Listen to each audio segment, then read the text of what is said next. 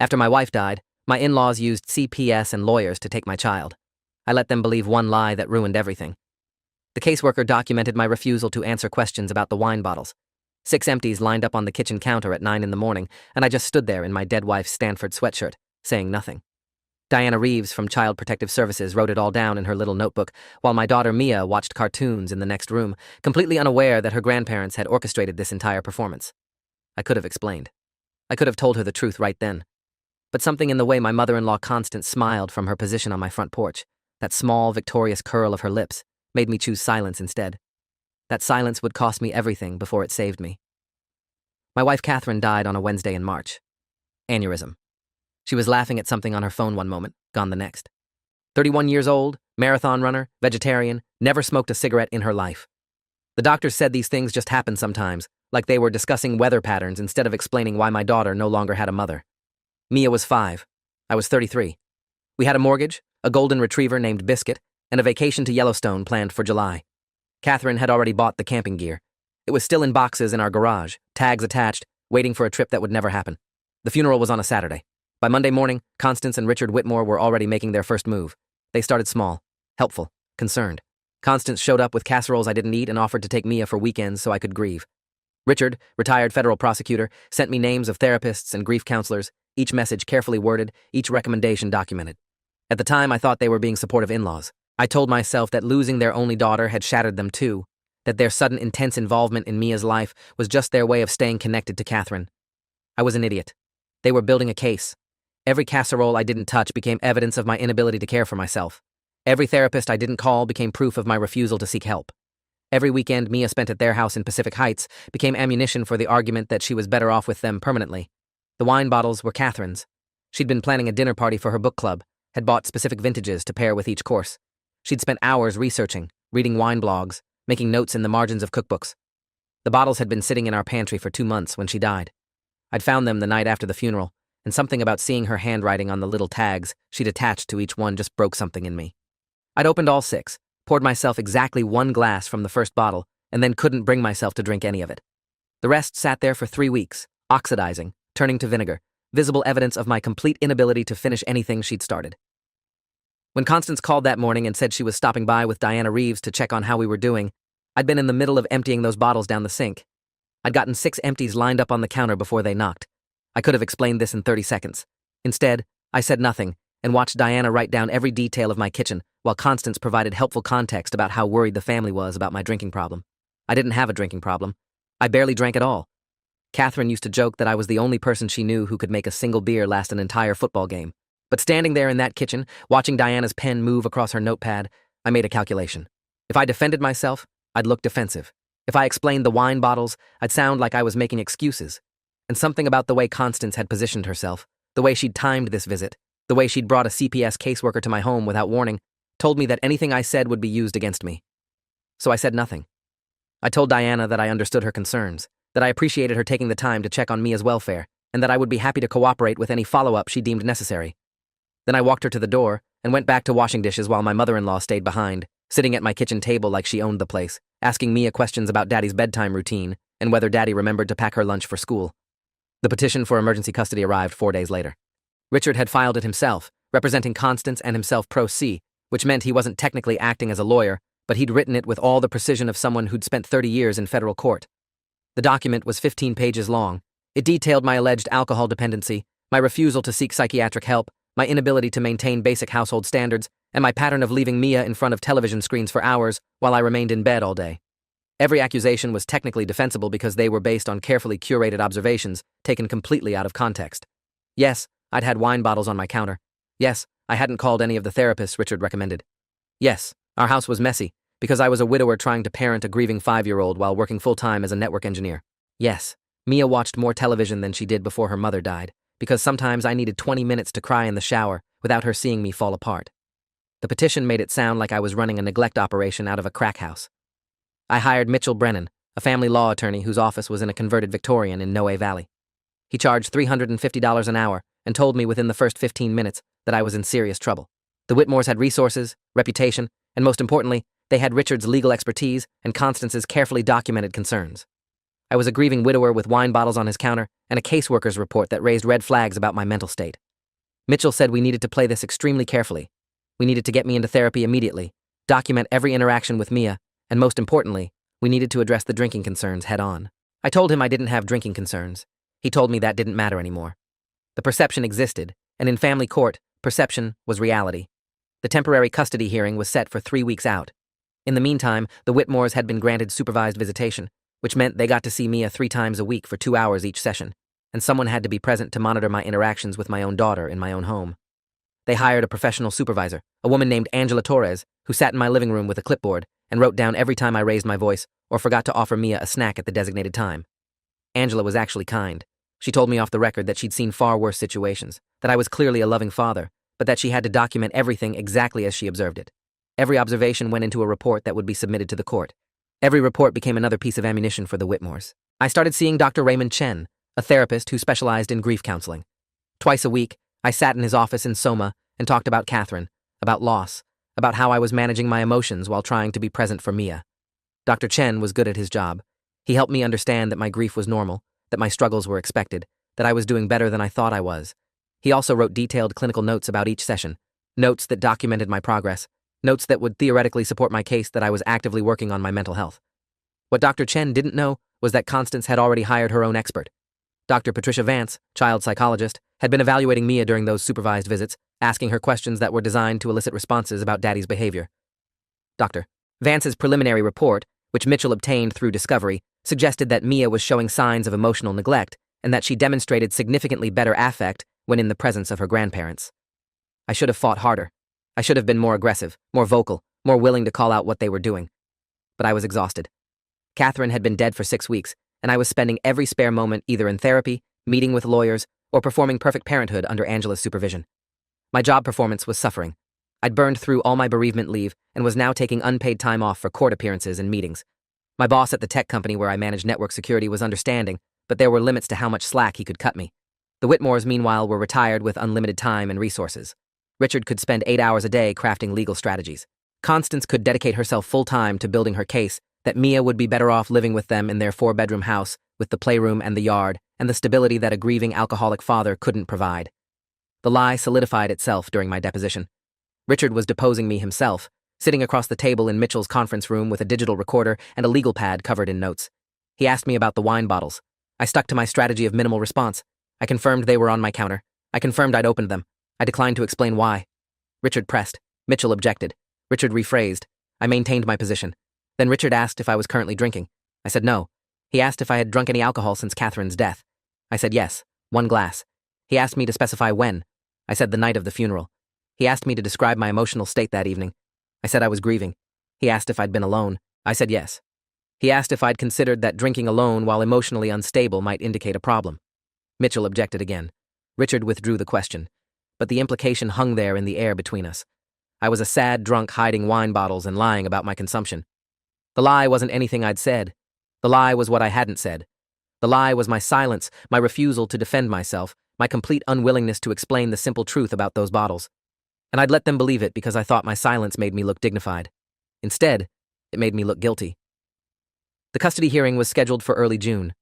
Mitchell prepared me with mock examinations, coached me on how to answer questions, reminded me that family court judges valued stability and transparency above almost everything else. I needed to be calm, clear, and cooperative. I needed to demonstrate that I was actively addressing any concerns about my parenting. I needed to show that Mia was thriving in my care. The problem was that Mia wasn't thriving. She was a 5-year-old who'd lost her mother and was now being shuttled between supervised visits and court-ordered psychological evaluations. She asked me why she had to talk to so many grown-ups about Mommy. She asked me why Grandma and Grandpa needed a special lady to watch when we played together. She asked me if she did something wrong. I told her no, that everything would be okay, that Daddy was handling it. I was lying to her too. I had no idea if everything would be okay. I had no idea if I was handling anything. Then the Whitmores made a mistake. They pushed too hard, too fast, and they revealed something I hadn't seen before. It happened during a supervised visit on a Saturday afternoon. Angela was there, clipboard ready, watching as Constance and Richard played with Mia in my backyard. I was sitting at the kitchen table, visible through the window, close enough to intervene if needed, but far enough to give them space. Constance started talking about how much Mia would love the new bedroom they'd prepared for her at their house. She described the princess bed they'd bought, the reading nook, the view of the garden. Mia, who'd been playing with bubbles, stopped and asked when she was going to sleep there. Constance said very soon that she and Grandpa were working very hard to make sure Mia could come live with them permanently. Mia asked about Daddy. Richard said that Daddy needed some time to feel better, that sometimes grown-ups needed space to heal, and that the best thing for everyone would be if Mia stayed with them while Daddy worked on getting well. Mia started crying. Not sad crying, angry crying. She screamed that she didn't want to leave Daddy, that Daddy wasn't sick, that she wanted to stay in her house with Biscuit and her toys in her room. She screamed it over and over until Angela had to intervene and end the visit early. Angela's report on that incident was the first piece of documentation that actually helped my case. She noted that the grandparents had made premature statements about permanent custody arrangements, that they'd characterized the father as ill without medical basis, and that their comments had caused the child significant distress. She recommended that future visits include clearer boundaries about discussions of custody arrangements. Mitchell called me that evening after receiving the report. He said this was good, that it showed the Whitmores were motivated by their own desires rather than Mia's best interests, that we could use this to argue they were causing her emotional harm. But he also warned me that one report wasn't enough. We needed more. We needed a pattern. I started documenting everything. I bought a notebook and wrote down every interaction, every phone call, every text message. When Constance called and asked to take Mia to the zoo, I wrote down the date, time, and exact wording of her request. When Richard sent me articles about the importance of grief counseling for children, I saved them in a dedicated folder. When they showed up at Mia's kindergarten concert without telling me they were coming, I took photos of them sitting in the front row while I stood in the back. I wasn't trying to build a case against them. I was just creating a record. But that record started showing a pattern. They were inserting themselves into every aspect of Mia's life, positioning themselves as the primary caregivers, treating me like an obstacle to be managed rather than a parent to be respected. The breakthrough came from an unexpected source. Catherine's best friend, Vanessa, who'd been mostly absent since the funeral because she was dealing with her own grief, reached out and asked if we could meet for coffee. We met at a place in the Mission, and she spent the first 20 minutes crying and apologizing for not being more present. Then she told me something that changed everything. She said that 2 weeks before Catherine died, they'd had lunch, and Catherine had mentioned that her parents were acting strange. They'd been calling more frequently, asking intrusive questions about our finances, our marriage, our parenting decisions. Catherine said her mother had actually suggested that if anything ever happened to her, Mia would be better off being raised by them rather than by me.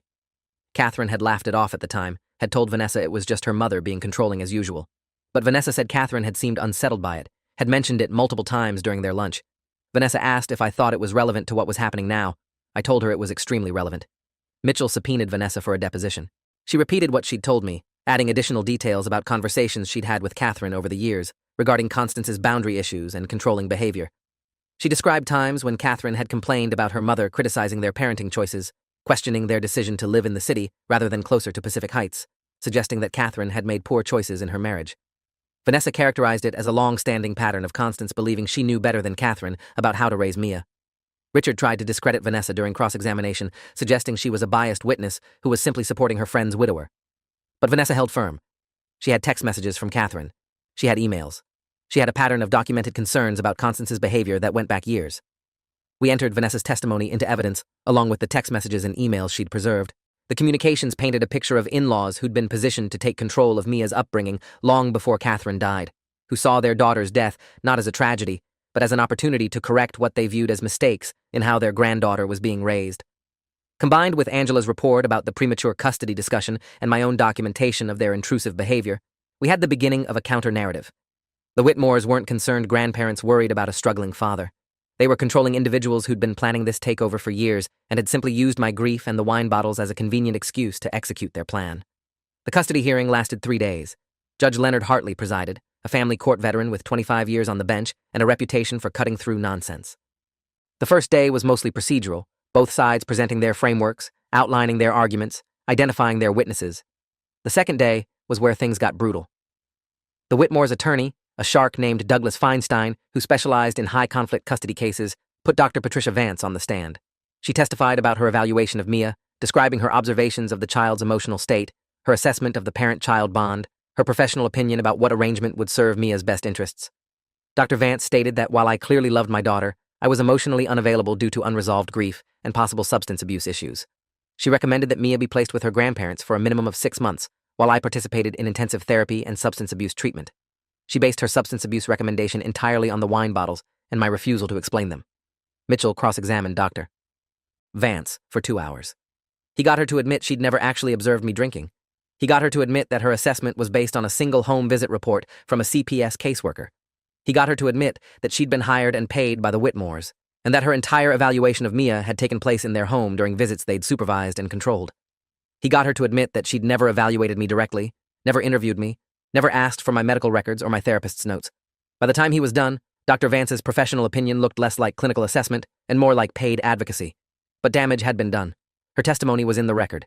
Her concerns about my emotional availability and possible substance abuse were now part of the official court transcript. Day 3 was our turn. Mitchell put Dr. Raymond Chen on the stand. Dr.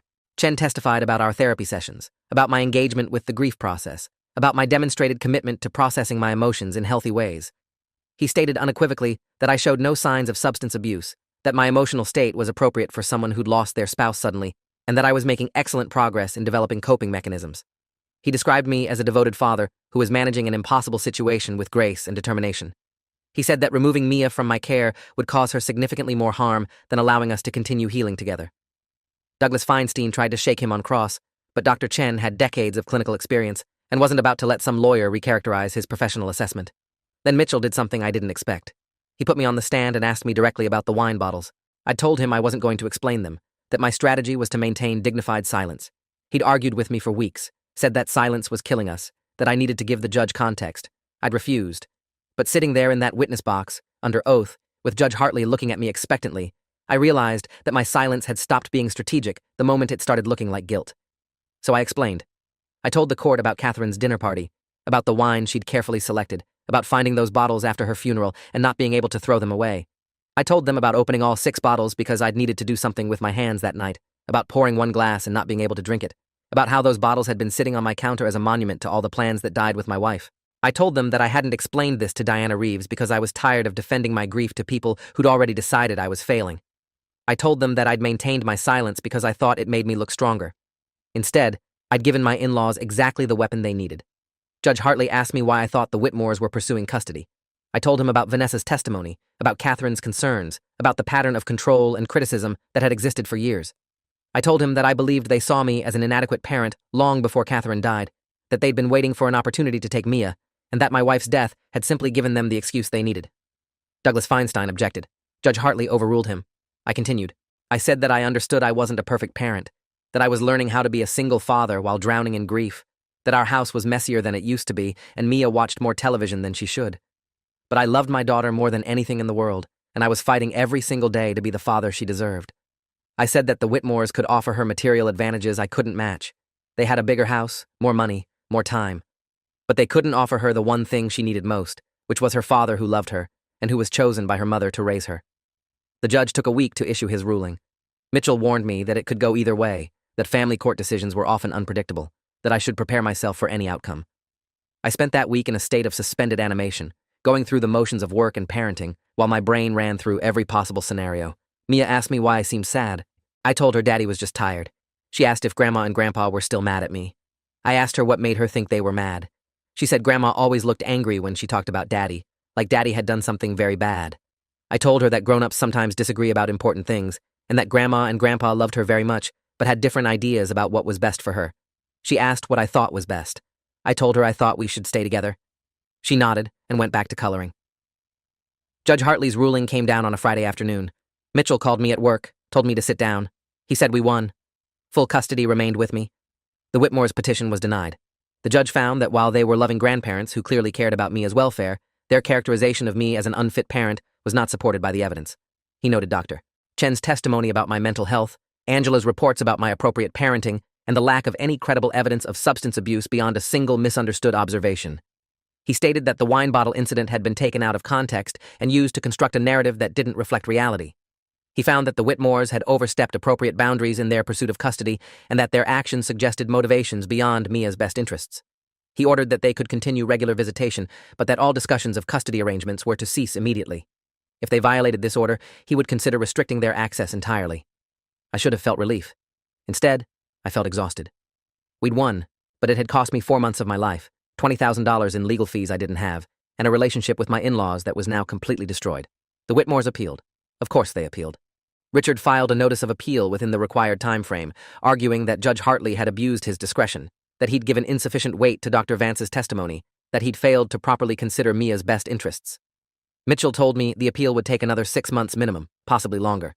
He said appeals in family court rarely succeeded, but that I needed to be prepared for this to drag on indefinitely. I told him I was already prepared. I'd been prepared since the morning Diana Reeves stood in my kitchen and wrote down observations about wine bottles while my mother-in-law smiled. The appeal failed. The appellate court issued a brief opinion affirming Judge Hartley's decision, finding no abuse of discretion, and noting that the trial court had appropriately weighed all evidence and testimony. The Whitmores had exhausted their legal options. They could still see Mia during scheduled visitation, but they could no longer pursue custody. For the first time since Catherine died, I felt like I could breathe. The supervised visits ended. Angela submitted her final report, noting that I'd consistently demonstrated appropriate parenting throughout the entire process, and recommending that no further supervision was necessary. The Whitmores began actually following the court-ordered visitation schedule instead of trying to exceed it. Slowly, painfully, we established a new normal. But something had broken that couldn't be repaired. Constance and Richard had spent months characterizing me as a drunk, as mentally unstable, as unfit to raise their granddaughter. They'd dragged me through court, cost me tens of thousands of dollars, subjected Mia to psychological evaluations and supervised visits, all because they believed they knew better. And I'd let them. I'd let them believe a lie about wine bottles because I was too proud or too tired or too grief-stricken to simply tell the truth. My silence had nearly cost me my daughter. It was a lesson I wouldn't forget. Mia is 10 now. Catherine has been gone for 5 years. We still live in the same house, still have Biscuit, still have the camping gear in boxes in the garage. We did eventually take that Yellowstone trip, just the two of us, and it was perfect and heartbreaking in exactly the ways I'd expected. Mia sees her grandparents once a month, usually for a Sunday afternoon. The visits are cordial, but cold. Constance and Richard have never apologized for the custody battle. I don't think they believe they did anything wrong. In their minds, they were trying to save Mia from an inadequate father. The fact that the courts disagreed doesn't change their fundamental conviction that they know best. I kept all the documentation from the case. The legal filings, the deposition transcripts, Angela's supervision reports, Dr. Vance's evaluation, Dr. Chen's testimony, Vanessa's text messages and emails, Judge Hartley's ruling. Mitchell told me to keep everything for at least 7 years in case the Whitmores tried anything else. But I keep it for a different reason now. I keep it because it reminds me what silence costs. I keep it because it shows me how quickly grief can be weaponized by people who claim to love you. I keep it because someday Mia will ask me what happened after her mother died, why her relationship with her grandparents is so strained, why Daddy had to go to court to keep custody of her. And when she asks, I'll show her everything. I'll show her the wine bottles that became evidence of my unfitness. I'll show her the testimony and the reports and the legal arguments. I'll show her how a simple misunderstanding became a weapon and how that weapon nearly destroyed us both. I also kept Catherine's wine tags. The little handwritten notes she'd attached to each bottle, describing the vintage, the pairing she'd planned, the reason she'd chosen that particular wine. They're in a box in my closet along with other things I've saved from before. Sometimes I take them out and read her handwriting, remember the person she was, the plans she made, the life we were building. The Whitmores tried to take Mia from me by using those bottles as proof of my failure. But those bottles were never about drinking. They were about Catherine's care, her attention to detail, her joy in creating experiences for people she loved. They were about a dinner party that never happened and a future that ended too soon. Understanding that distinction made all the difference. I just wish I'd explained it sooner. The lie wasn't that I was drinking. The lie was that I let them believe I couldn't explain myself. The lie was my silence when the truth would have set me free. And that lie, that choice to stay quiet when I should have spoken, nearly cost me everything that mattered. In the end, the truth did come out. Justice did prevail. But it came at a cost that still echoes through our lives 5 years later. Mia knows her grandparents love her, but she also knows they once tried to take her away from me. That knowledge changed something in her, made her grow up faster than she should have. She watches me sometimes with this careful attention, like she's making sure I'm still okay, still stable, still here. It breaks my heart every time I notice it. 5 years old, and she was already learning that the people who claim to protect you might be the ones you need protection from. That's a lesson no child should have to learn. But it's the lesson the Whitmores taught her, and we both live with it now. Thanks for watching till the end. Make sure to subscribe and like to not miss the next story.